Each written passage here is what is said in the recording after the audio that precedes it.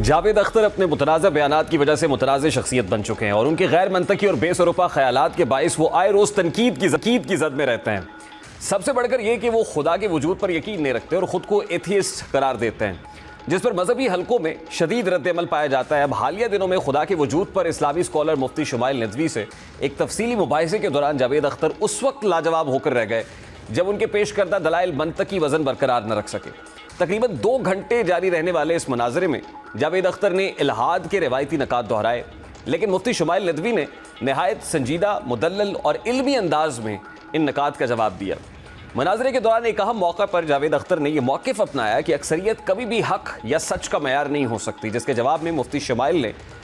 Nazi Germany की मिसाल देते हुए सवाल उठाया कि अगर किसी माशरे की अक्सरियत नस्ल कुशी के हक में हो तो क्या वो अमल दुरुस्त करार पाएगा। इस पर जावेद अख्तर ने जवाबन ये सवाल उछाला कि उस वक्त दुनिया में कितने लोग हिटलर को दुरुस्त समझते थे। यही वो लम्हा था जहाँ मुफ्ती शुमाइल नदवी ने बहस का रुख आलमी तनाजुर की तरफ मोड़ते हुए वाज़ेह किया कि अगर मयार दुनिया की अक्सरियत है तो फिर दुनिया की अक्सरियत आज भी खुदा के वजूद पर ईमान रखती है। तो ऐसे में जावेद अख्तर इस इज्तिमाई इंसानी शऊर से खुद को अलग क्यों समझते हैं। अब इस नुक्ते ने जावेद अख्तर के मौक़िफ़ को दाखिली तज़ाद का शिकार कर दिया और वो अमनन खामोश हो गए और खामोशी इख्तियार करने पर मजबूर नजर आए। मुफ्ती शुमाइल नदवी ने किस जावेद अख्तर को अपनी मजबूत दलीलों से नॉकआउट किया, जरा इस मुनाजरे की एक झलक आपके सामने रखता हूँ। भारतीय शहर दिल्ली में जिस अंदाज में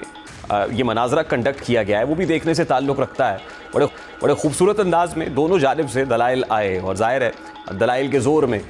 जो ऑडियंस है उसने फ़ैसला किया और फ़ैसला राय कायम करने में कामयाब हुए कि कहाँ से मजबूत दलीलें दी गई हैं। दरहकीकत जावेद अख्तर का मसला ये है कि वो शोबिज़ और लिबरल हलकों में खुदा के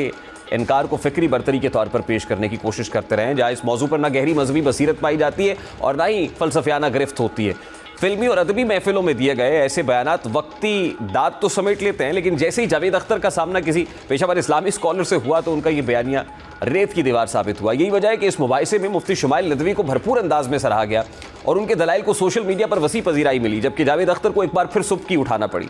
इस बहस पर वज़ीर दिफा ख्वाजा आसिफ का रद्द-ए-अमल भी काबिल गौर है, जिन्होंने जावेद अख्तर जैसे लिबरल्स को हिंदुत्व के माहौल में समझौता करने वाले करार देते हुए कहा कि ये लोग भारत में अपने वजूद का जवाब पेश कर रहे हैं, जहाँ बाज़ औक़ात उन्हें घर किराए पर देने तक से गुरेज किया जाता है। बहरहाल मुबाहिसा इस हकीकत को नुमाया करता है कि मज़हब जैसे संजीदा और हसास मौज़ूआत पर सतही सोच और जज्बाती दलाइल ज़्यादा देर तक टिक नहीं सकते। यानी ये कहा जा सकता है कि फ़िक्री दयानत, इल्मी गहराई और मंतकी तसलसल के बगैर बड़े नाम भी कमज़ोर पड़ जाते हैं, जबकि मजबूत दलील रखने वाला फ़र्द चाहे वो किसी भी प्लेटफॉर्म पर हो अपनी बात मौसर अंदाज में मनवा ही लेता है। ताम के मुनाजरे इस तरह के मुबाहिसे जहाँ पर फ़िक्री अदबी ज़ाहिर फ़िक्र पे दस्तक भी होती है और जहाँ पे ऑडियंस